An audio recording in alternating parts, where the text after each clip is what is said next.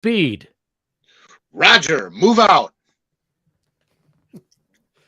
Gathering together to cause a cacophony of chaos. Three men have gathered outside the outskirts of Gotham City to speak about the Batman movie. Batman. Does anybody know who Batman is? Max? Batman. Do you know anything about Batman? I think I've heard of something about this man that dresses like a bat. I might have seen that somewhere before.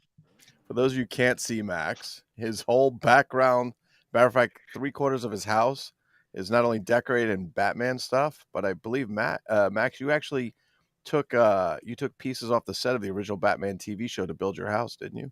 You removed walls. I did, in and fact. the house is made out of the original Batcave. You bet. They were selling it cheap when they shut down Greenway Studios, and I used the bat pole to get to the bathroom in the basement. It's a hell to get back up, but that's right. Especially late at night. Fumbling around trying to find Shakespeare's head, pushing that red button. Ugh. Damn it. We're going to keep it clean. It's relatively a family show, I would say. All right. So, but we're not talking about the 66 Batman. We're talking about the making of the new Batman movie. And in 1981, they were already talking about the making of a new movie. And, they were kicking the idea around for a couple of years. And I guess they talked about it during the one of the Year of the Bat promotions at the Comic Art Convention. And kind of interesting that this article, because this article comes up in issue number 51 from October of 1981. And it's neat to read this article as they were talking about the movie that we now know came out in 1981 or 89. Sorry, the Batman movie with Michael Keaton. It's okay, Max. We know you're nervous. You haven't done this before. It's okay. You're doing a good job. We know you don't know anything about Batman, Max. Yeah, right. Yeah, Batman. Yeah, actually, it's kind of, like I said, for me, I thought it was really neat because when we were talking about doing this, I thought it was interesting to look back and see what were they saying about a movie that we all know, the 89 movie, which led into the 92 movie, both by Tim Burton and featuring Michael Keaton as the Batman. But here they're talking about, kind of knocking around ideas and how was it going to happen, or it wasn't going to happen, and we know that it did happen. Right, and that's what's kind of cool about these old issues of I read Fangoria too. Fangoria and StarLog is reading the speculations at the time that so and so is attached to this film, and it took close to 10 years to eventually get a Batman film made. I mean, clearly they were riding high off the success of Superman. Superman was doing well, and they're like, well, we did Superman, we got to do Batman. And I think they even mentioned that in the article that they're like, of course, Batman's a logical choice for a film, but how long it takes a project to gestate in Hollywood till it finally comes to fruition, it's great. And what it was, thought of at the beginning to what it became, I think it takes and the thing is if you look beyond this, and because the movie, I mean, was pitched to everybody, and everybody was turning it down, for the longest time, and different people were involved, and then they weren't involved. They had an entirely different cast in mind at one time, and so it's really interesting to think that people were actually turning this movie down. They didn't want to do it. Is that because they thought it would be too much like the TV show, a little parody-ish and comedic, or they just I don't know. Maybe they just didn't see it as being something that was worth doing, or maybe they did think of that, look, we don't want to do the campy. And even in this article that they actually talked to Adam West, and he wanted to see some of that, but go to a darker side, more serious side. And the movies that that were done in that time that were kind of comic book, you're talking about I mean, these guys that were looking to pitch this movie had also had just done Swamp Thing, so I mean, so the movies were things that people would want to see, and Superman was truly, was a big movie. So and people enjoyed it, but yeah, it just kept getting shot down, and different producers would come in, and and it wasn't until like 1986 by the time Burton became a part of the mix. Yeah, it's interesting you mentioned Swamp Thing because I had that in my notes too about reading the article. And Swamp Thing was a film. If you ever read the Swamp Thing comic, as I did as a kid and an adult, it was a very dark comic book, and he was a pretty cool character. Obviously, a guy that was made out of muck from the swamp and so on. Lettuce. But the movie was very comic booky. They did it almost. It is similar to the style of the Batman TV series because they even have like comic book panels as transitions to different things, and there's like biffs and pows and things like that, and they do a man in suit type thing, and they kind of do it a bit tongue in cheek, which is the way that they always seem to approach superhero movies back in the day. It's like we can't take these guys seriously. We've got to know, we're just doing a jokey thing. And I think Superman was the first movie to sort of say, all right, well, you can kind of do a serious superhero movie. Wait, you mean when they put Richard Pryor in Superman 3? Right. And that's what I always thought too, was that the thing that always bothered me about Superman was I love Gene Hackman and he's great in it, but like Ned Beatty was just like, okay, Mr. Luthor. Like he was also in Deliverance, Rich. So right. That might explain something. I mean, just saying. But the thing that they mentioned in this article that was kind of cool is that he said that he wanted to clearly take from the comic books. He mentions Finger and Kane, who created Batman, Englehart and Rogers run, and O'Neill and Adams. And O'Neill and Adams, they were the guys that really turned Batman into the dark gothic hero that he sort of became. They were the ones that gave him, Neil Adams' Batman is the iconic Batman you think of from the 70s. He's a very dark Batman. They had Batman fighting, darker heroes. They had deeper stories. They took him more serious because they were trying to get him out of that era where everyone was taking him as a campy figure from the 60s and turning him into more of a serious superhero. And Englehart Rogers had him as more of a detective. They were the guys that actually had the Joker as a real serious villain with his gas. Is a serious villain, yeah. So it was like they made him very, very dark, and so you can see they wanted to take it in that direction, which is kind of interesting. That is the way they kind of did approach it in '89 when they did it. They went for the serious approach, and Michael Uslan, who actually was a comic book writer himself, was still involved with the film in '89 at that time. Mm-hmm. I don't think you would have put Adam West in there. Like, seriously, he would have been hard for me to accept this serious. I know he liked to be like less, like he got sick of being called Batman. I've seen him in conventions. He just gets tired of it. You can see why. It must be annoying, but he wanted to give it a little more seriousness. I guess show some of his real acting skills as opposed to, hey, I can run with a shark on my leg with a big giant bomb, that kind of thing. Yeah.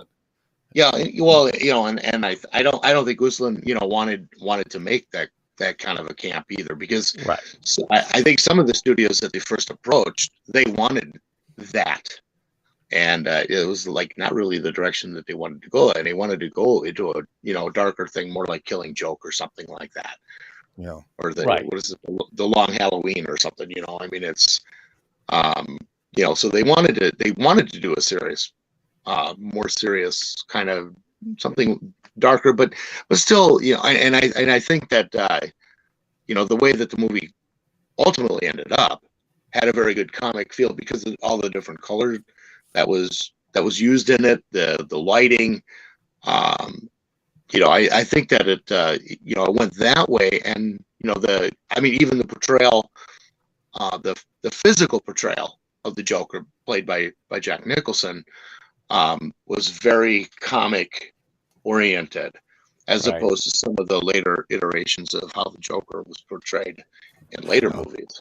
Right, and it's interesting. They went with a very stylized set to make it very comic book like, but not not comic book like in the way that the series was with Dutch tilts and all that stuff all the time, Right. but comic book like that it was, and that was what Batman, those Burton films were known for their set design, how amazing Gotham City looked and the Right. Batmobile, and everything was dark but comic booky at the same time. And it's kind of interesting that wave of Batman movies eventually turned campy. It got campier. You had versus Batman, today. and then Oh, you yeah. had Batman Returns, and then all of a sudden, then you had Batman Forever and Batman and Robin, and then it was just insane. They were back to the TV show again. It was Batman, Robin, and Max go Yeah. to Checkers for burgers. Yeah, that was a good film. I don't know if everybody caught that one. Yeah, but I mean, for me, I still have a great fondness for that 89 and the 92. Both the Burton iterations. And yeah, they started to slip, into a different hole, I guess. Right. And then later on with the Dark Knight Returns, it kind of became more serious, and I don't know. To me, I guess the comic books changed too. In the year, the approach to different things in comic books is different now than it was obviously in the 70s. During the Adams time, but so it's. But it's still, it was interesting to see, because I mean, obviously with being a Batman collector, I've got a lot of stuff from the 89 and 92 movies, but I don't think I ever sat back and thought that, hey, they were talking about making this movie back in probably 1980, and it didn't come out until 1989, you don't, I guess that's something you don't think of. And, that, it's just, like it was just there, like they started hyping it maybe 6 months before, toys and things start showing up, the commercials start showing up on television for the movie coming out, and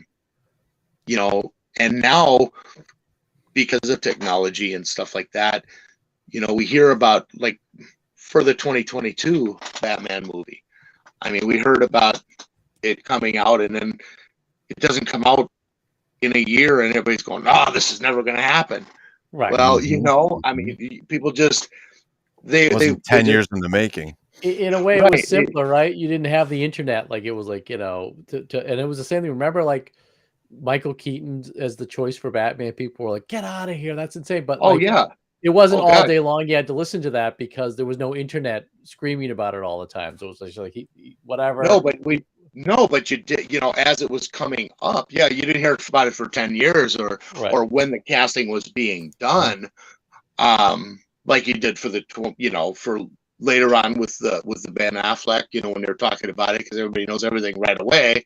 And but I did hear about it. People thought that Michael Keaton would be a terrible choice for Batman, because I mean they're thinking about Mr. Mom, and they're thinking about, this guy being a comedian, and Mr. Mom, 220, 230, whatever it takes. Yeah, whatever it takes, 220, 221. Yeah, it's, so, and that's why I know we've talked about, when we talked about this last Batman movie that came out in 22, people talking about Pattinson, he's, the Twilight thing and all of his previous work, and forgetting the fact that, these guys are actors. I mean, this is what they do. I mean, they don't have, any real control of how the script goes and how the character is. They do the job of playing that to the director's, whim or whatever. By the way, that was my favorite Batman movie, because he kicked the crap out of everybody. He was just unforgiving, merciless. I think it was really well done, and that's why when I approached it, because I mean I heard the same stuff about Michael Keaton in the around the 89 movie, you heard the same thing about Ben Affleck, that he was going to be a terrible Batman. I don't know if I heard anybody talking about Christian Bale or Val Kilmer. I mean, Val Kilmer was he was great. George Clooney. I mean, you would think of anything, they would have pounded on Clooney before the movie came out. Right. Val Kilmer obviously, was very well known for his work, prior to going into to Batman, but because he had done serious characters in the past. He was also so Weird maybe, Science, so that was kind of an offset for me with that. Yeah. Well, you know Yeah. the rumor, right, is that the original 89 Batman movie was supposed to be Alec Baldwin was going to be Batman and Michael Keaton was going to be the Joker because they had just both done What? Beetlejuice with Tim Burton. And then Nicholson had an interest in being the Joker. And once Nicholson was involved, of course, yeah, he was huge. No one was bigger at the time. It was a good draw for him. Yeah. And then somehow, I don't know whether Baldwin dropped out or they didn't want him. And then Burton was like, shot someone. I think Keaton can handle the role of Batman. I think he'd be good for Batman. And that's sort of how it came about. I don't know if that's true or not. That's always the rumors that I've kind of heard behind it. But, well, and the thing with the thing with Nicholson. I mean, Nicholson wanted top billing, and that's how they got him into it. And with Keaton, I mean, talking about how bad it was. I mean, there were like 50,000 protest letters that were sent. Damn. When they announced the casting of Keaton, and kind of, I think if I were one of those 50,000 people, I'd be kicking myself, because I think it turned out, it was pretty well. A massive hit. Like, Batman shirts were everywhere. It was crazy. Oh yeah, and the movie, when it did finally come out, I mean, it was tremendously successful. I think it was somewhere in the top 5 most, at the time, the top 5 biggest grossing movie ever. And movies were only $3 back then, Max. So that's right. And so like, I mean, it had a $48 million budget, and they made $411.6 million. That's a pretty good return. The wrong business, that's for sure. Right. Yeah, so the wrong business. So the fans are not always right. I mean, and that's and having lived through, like I said, as an adult. I mean, in '89, I was well into adulthood, and and remembering all of that stuff, which is what gave me a totally different outlook going into this 2022 Batman movie that came out, because it's like, look, I'm not making movies. I'm going to go and be entertained, or I'm not. And what am I out? $7. So why do I want to make a stink on the internet when I don't know what I'm doing? I remember having that conversation, Max. We were talking about it before it came out, and you said that you're like, "Hey, he's an actor. He's not gonna be Twilight again." And I was like, you know what? He might be right, because I thought this guy's gonna be horrible. I don't even know if I can go see it. Probably, it's one of my favorite. It really is. He did such a good job. I didn't think of him at all as the twinkly vampire. Like when you watch a Vince Vaughn movie, Vince Vaughn's always the same character, right? He's always the same guy. Right. Kind of thing. I thought they did a good job. The movies just get better every year, right? Even like the Christian Bale, The Dark Knight, like that for me was like the first really DC movie that I really, really loved. I love them. They did a good job and so on. But no, I think it definitely that huge impact. I love the Bale trilogy. I thought that was amazing, and then that was right there. They took a lot from the Neil Adams O'Neill run. Yeah, like Ra's al Ghul was created by Neil Adams and Dennis O'Neill. And they talked about bringing him into the other trilogies as well, the early ones. And I enjoy Batman Returns a lot. A lot of people don't like that one. That was Tim Burton's second outing, with the... Is that the Clooney one? No, that's the one with... It's Keaton again. It was Keaton's last time with Batman. Again. It's got Catwoman and it's got the Penguin. Oh, yeah, the Penguin with the giant penguin. I watch it as a Christmas movie because it's set around Christmas time. And it's a lot more fun too. Not fun, but I just enjoy it a lot, But it's interesting the way they went through this. They talk about in the article that they're like, well, we want to shoot on location in New York and Chicago, which obviously they didn't do with the early films. They had sets in London. Right. But when they did the Christian Bale ones, that they did shoot in Chicago and New York because it looks very much like Gotham City. They were trying to show Batman in the real world, so to speak, type thing. So even they did that eventually down the line for the Batman films. And I think you should just go into Max's basement. He could have shot it in my backyard. I'm telling you. Except for there's no buildings out there. He has a 2 scale. He has a 2 scale. He has all the bat caves from 1940 to 1997. He has scale versions in his backyard over there in Yep, and Wisconsin. I'm still working on the 2022 version now because it takes a little while to put these things together. You know how it is. So that movie, I think they did a really good job with it. It definitely was a great film. I think it was better than people that were complaining about, like Max said. Like, it definitely came out really well. I thought they did a really good job with it. At the time, it was definitely entertaining. It was a great film at the time. I mean, now you look at it like what it is. It was still a really good film, but I like what they do now. I like the more serious stuff now. But remember when they were talking about that film, it was all curly-headed dudes back then, Richard. And then they moved almost 9 years later to get to the mullet before they started making it. So there was a lot of social transitioning that was going on. So we went from the curly-haired guys to the mullet. Can you imagine if they had some curly-haired Batman? Like, what if they made the Joker with curly hair or something, right? Like, he comes out, he's got like green curly hair. It's like, wait a minute, aren't you he was like he was like the negative version of Ronald McDonald. They just on him. What I missed that they didn't mention in the article is that there was no speculation as to who they would have cast. I would have liked to have known, like, who were they thinking of back in 1980 that they would have put in as Batman? Like, who was the cast? I know they talked to Adam West, but there's no chance Adam West was going to be. He was already pushing probably 50 at that time, and he talks, and they even mentioned in the article, like, he currently starred in The Happy Hooker. Like, okay, yeah, like, they're gonna put him in Batman. Like, it's like, But I remember when they did that movie, when they did that Batman movie, if I remember correctly, I thought they interviewed Adam West, and I think they interviewed also Cesar Romero and asked him what he thought about, like, even Jack Nicholson playing the Joker. And Cesar Romero's comments were like, "That's not what the Joker is. That's nothing like the Joker. I was the original Joker. This is how it should be." And I'm like, right, yeah, it wasn't quite that kind of show or movie, if you will. It wasn't like a comedy. Well, it was very like protective, of their cast there or their characters. Well, it's interesting that the people that they actually did consider for the Joker at the time were Tim Curry, David Bowie, John Lithgow, what? Ray Liotta. Yeah, for Batman. Yeah, for Batman. I mean, these were in '89 though. Yeah, for the '89 movie. Yeah, that's. I mean,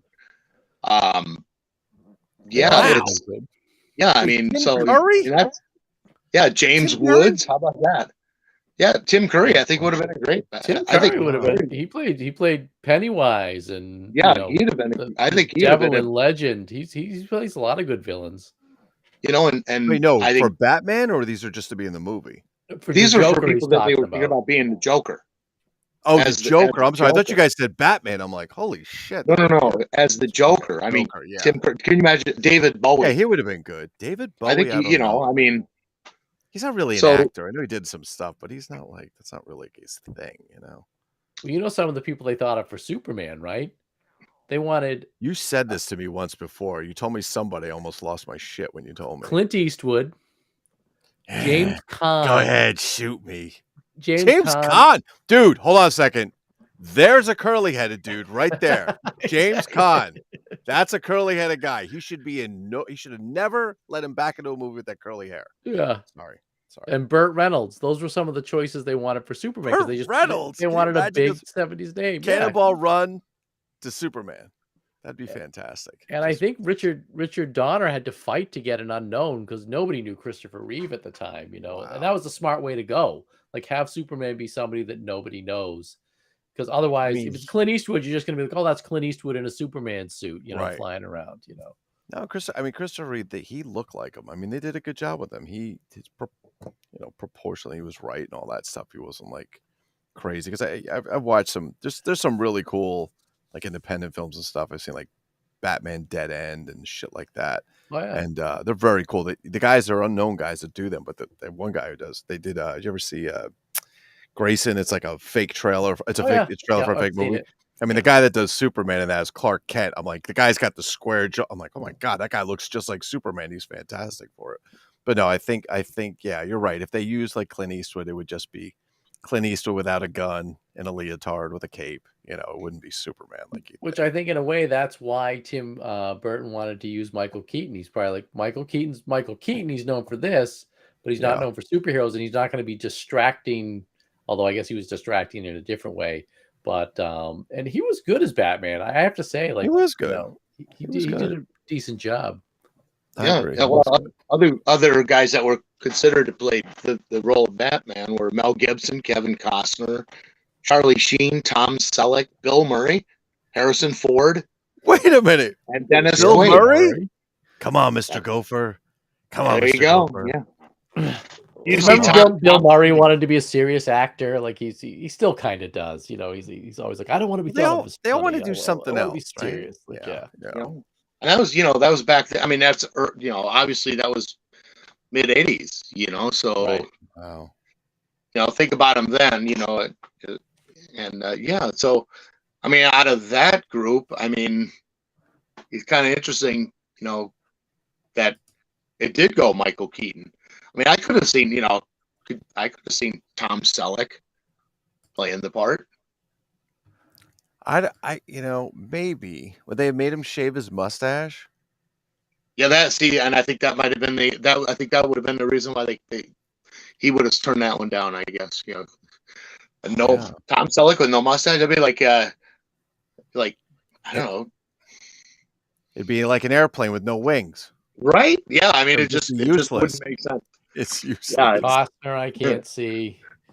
I don't know. Some of those guys are just too. Yeah, I mean, Costner, no way. Like, he played Robin Hood with an American accent. Everybody has a British accent except for him.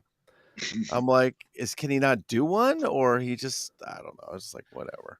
The problem they've always had with the Batman movies is that the villains always outshine Batman. They either pack the movie with villains, or the villain has to be, because of the way the comic books were, the villain has to be so over the top that it just takes away from Batman, and Batman's just this dour, quiet guy the whole time. And I thought they did a good job of in the Christian Bale ones making Batman more of a character, especially because they played up his relationship with Alfred and had Michael Caine as Alfred, so that helped a lot. Yeah, I agree. Yeah, I still think that it would have been pretty interesting to see see them get Willem Dafoe as the. I would still love to see him play the Joker, and that was one of the rumors back when they were putting this movie together, is that he was going to be he was going to do the part of the Joker. And I think that'd have been a pretty neat thing to see.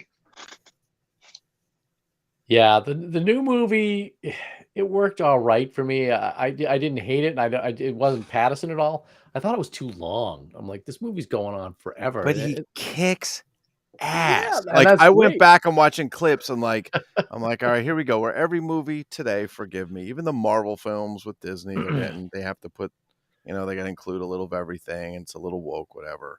And they had like one woke statement in the Batman movie, which was fine. But man, he goes in there and he just, sorry.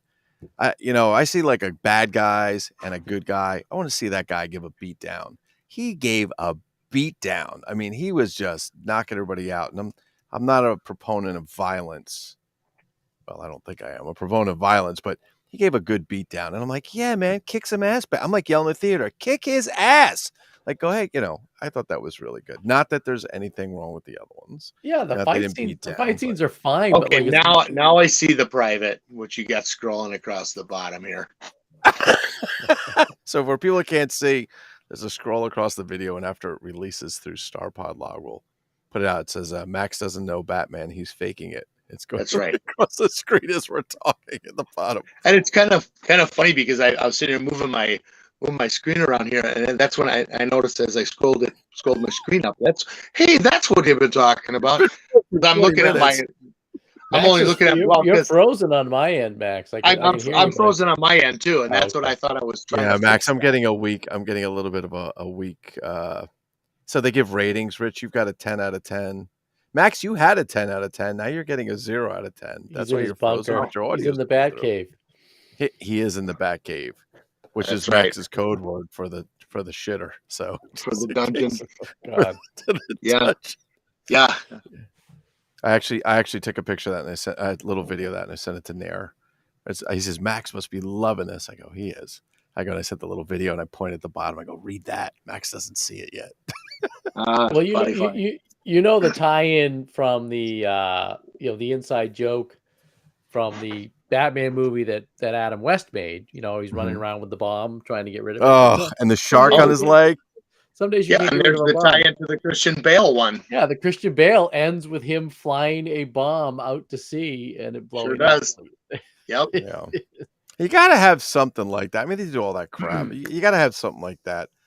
It's always good to have those kinds of fun little it's interesting because I mean, even the 66 when I know we're talking, this is talking about the 89, but in the 66 series, that was kind of a nod to the older 40s Batman serials, with the cliffhanger, the old cliffhanger serials. Those are great to watch. So really each kind of was a nod to each other, so it was kind of cool. I think like it's cool when when they do that stuff. Yeah, and that show would run 2 times a week, which was kind of cool. Like it would run consecutive nights, which is why it made it to syndication, because I think it only ran 2 seasons, right, Max, or was it 3? 3. Yeah, 3 seasons, yeah. Yeah, the Batgirl, when they brought Batgirl in to season 3, that was supposed to help boost. Right. And 3 seasons, and that was it. I mean, the outfit was great. And then they did the movie, right? Did they sew her into that? They must have sewed her into that. There's no way. They must have. But I mean, look, I mean, how many seasons does Star Trek go? 3, right? Right. Yeah. And again, a very iconic series. It's interesting how all those series were made to sell color television sets. If you think about it, everything's very brightly primary colors. It was like the first, I think 66 was right around the time color TVs were going everywhere. So all those shows had like, people were like, boom, like red, blue, the colors back then, and the TVs weren't the quality. You don't see shows like that nowadays where everything's just so vibrant, and And that's how the 60s was, and it's interesting that you mentioned that with the 66 Batman, because that was the ad, the Batman in color, right? And that was a big thing. That's true. That's true. Even the Biff, Bang, Pow, the big primary color type things. Those are I mean, you forget. People are like, well, that TV show was okay. It's not as cool as it is today. But what people don't realize is the technology that was used to make them. I mean, even there was no CGI back then. I mean, if you want somebody to fly, you had to either lift them up with wires or green screen it. I mean, it didn't look like it is saying of CGI, and it definitely was a different time. But and even then it was the way that they did that stuff was totally different. I mean, you mean there were real actors doing real stunts, right? And they put them on there, and they'd have a movie playing behind them. Kind of like riding a lot of the driving scenes. You see the prop car, turn left, and the screen goes the other way, goes the wrong direction. And then the window gag where a celebrity would show up every week opening the window, like, oh, that is great. I thought that was so funny. I remember being a kid going, wow, those guys walk really, really high up in the air. And they just turned the goddamn camera sideways, which was funny. Sammy Davis Jr. popping out. I mean, come on. That's awesome. Yeah. That's awesome. Yeah, they had Green Hornet and Kato show up. Tiny Tim, all kinds of people. Anybody, But even so, like, even speaking about that, like with the differences, like back then we said before, like, another chat is that there were fewer channels, so most people were kind of watching the same 4 or 5 or 6 TV shows, because everybody there's limited. We can watch. You didn't get it when you wanted. You watched it when it was on, or you missed it. What happened? Yep. Right, and it was the same kind of actors popping up all over. We didn't have like this instant information dump of the internet where you could say, hey, guess what's coming up? It's like, oh, Tiny Tim was on, and then they would run him or whatever actor they had, run him out through his career until he wasn't making any more, he wasn't driving any attention anymore. And it was just different. Now it's like, you go on YouTube, you can dance for 5 minutes and become famous and a millionaire, that kind of crap. Right. But definitely the evolution of it's really cool. When you watch the old serials, and then you see the TV show, and then you watch the movies, and you watch where the movies get to today. It's definitely a very cool evolution. He's definitely they did a good character with Batman, I think, for The the most part. serial is hilarious because he drives around in like a station wagon. Yes, It's not even yes. like a Batmobile. It's just like, before, it's just a regular car. It's like an Yeah. old 40s car. It's like, crank it up, let's go. The running boards and crap on it, and I'm like, okay. I mean, even when you look at like the outfit, like even look. Oh, I think Max just popped off for a second. But even when you look at the outfit, just the mask for Batman, like it was just that it looked like something like your aunt would or your grandmother would make Right. for you and some then you kid's put it on. costume. Yeah. It was definitely a little bit different there, but very, very cool to see stuff evolve. And now what? Now they can make movies almost without actors at this point. I mean, it's almost to that point they can almost do that. Whereas then you needed actors, you needed good actors, and I don't know. I think that movie for Batman was kind of like the big thing that kind of started turning, That some of was the it, superhero right? movies around. Yeah, It turning showed they could around. be done because I think that was the fear that why it didn't get done for so many years because everybody had the taste of the old Batman TV series in their mouth and like, oh, it's just going to be this campy thing. And, Well, there were a lot of bad movies, Rich. They tried to do Yeah. Captain America, Fantastic Four, Right. and they were like made for TV or made for V8, and they were horrible.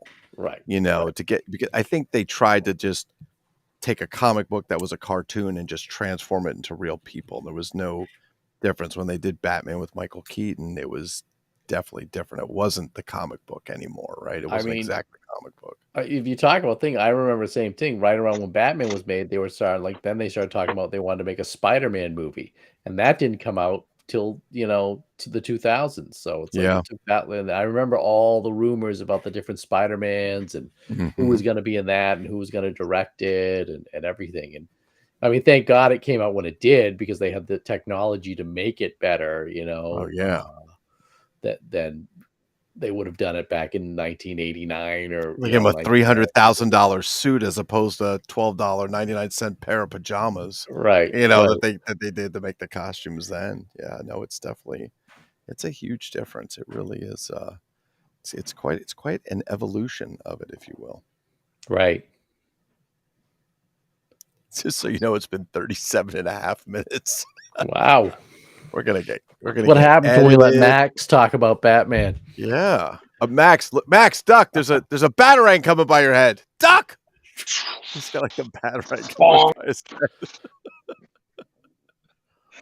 I'll just whip out my anti-batarang deflector spray or something. Max, you need a bat utility belt. That's what you need. Let me guess. How many do you have?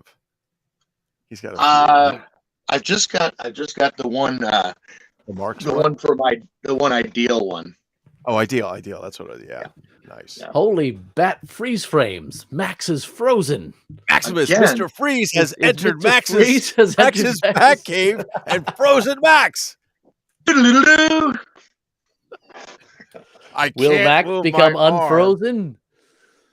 Tune in tomorrow. Same bat time. Reach same into bat my channel. utility belt and take out my icy froster.